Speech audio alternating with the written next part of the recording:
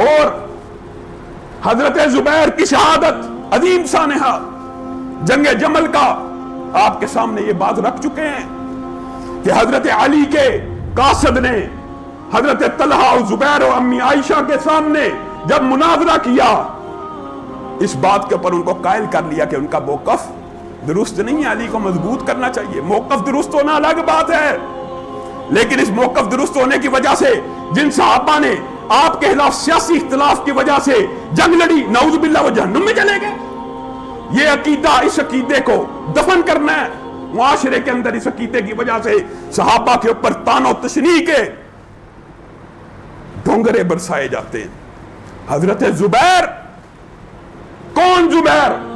عمر بن جرموز نے حضرت زبیر کو شہید کیا، شہید کر کے ان کا سر کاٹ کے حضرت علی کے خیمے کے باہر کھڑا۔ کس وجہ سے کھڑا؟ عمر بن جرموز کس وجہ سے کھڑا ہے؟ سنیے علی کا عقیدہ کیا ہے۔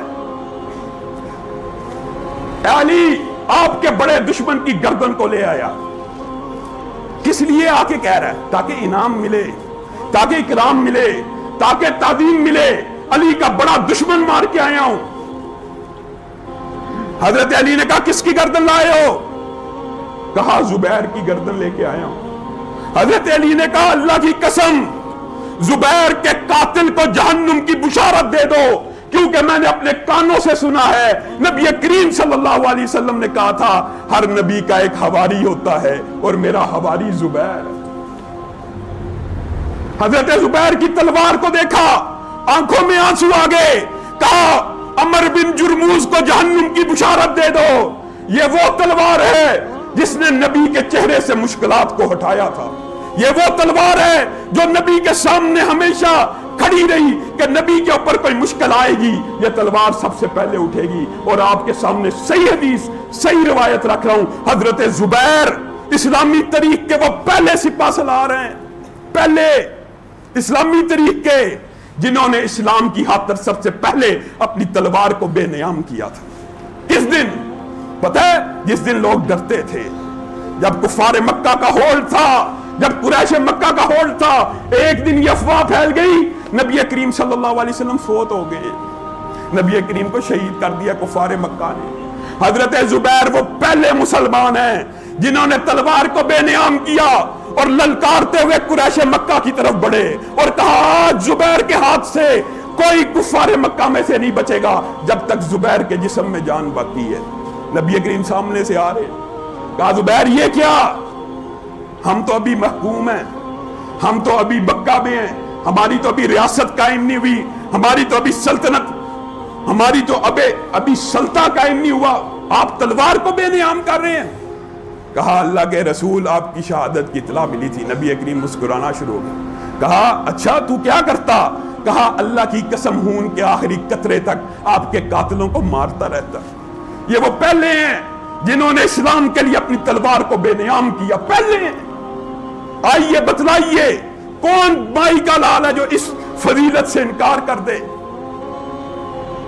بدر کے اندر یہ زبیر وہ ہیں، بہت بڑا کافر تھا، اس کے مختلف نام آتے، بہت بڑا جنگجو تھا، اس نے پورے کا پورا لوہے کا لباس پہنا ہوا تھا، ایک آنکھ ننگی کی ہوئی، اس میں سے دیکھ کے لڑتا تھا، مسلمانوں کو مارتا تھا۔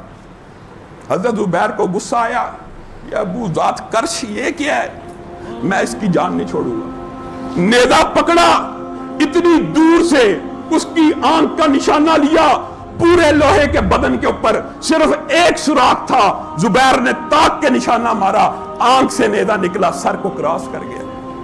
نبی کریم صلی اللہ علیہ وسلم نے وہ نیزہ اپنے پاس رکھا، کہا یہ کافروں کے سردار کو قتل کرنے والا نیزہ ہے، بڑا برکت ہے۔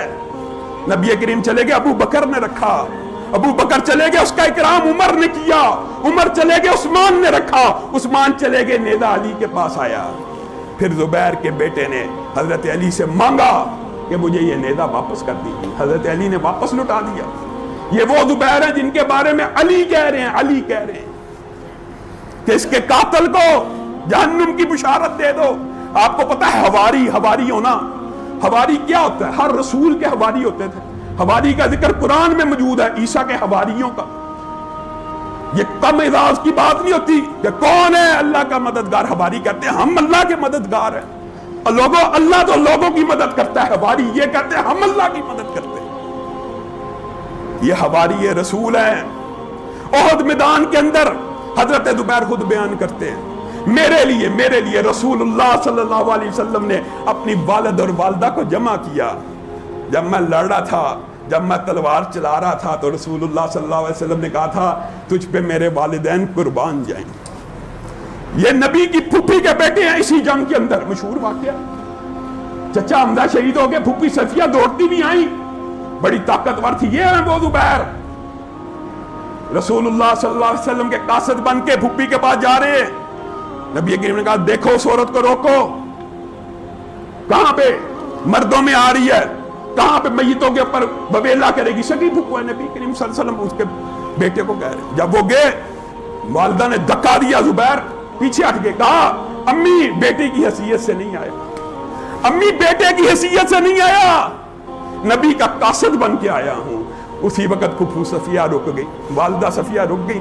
अगर नबी का पैगाम है बेटा तो तुझे तो मैं गिरा देती हूं, लेकिन अगर रसूलुल्लाह का पैगाम लेके आया तेरा मैं एहतराम करती हूं। बता क्या कहती। वो सारा मामला आपके सामने हुआ कि फूफो ने कहा मैं वबेला करने नहीं आई, कफन देने के लिए आई हूं।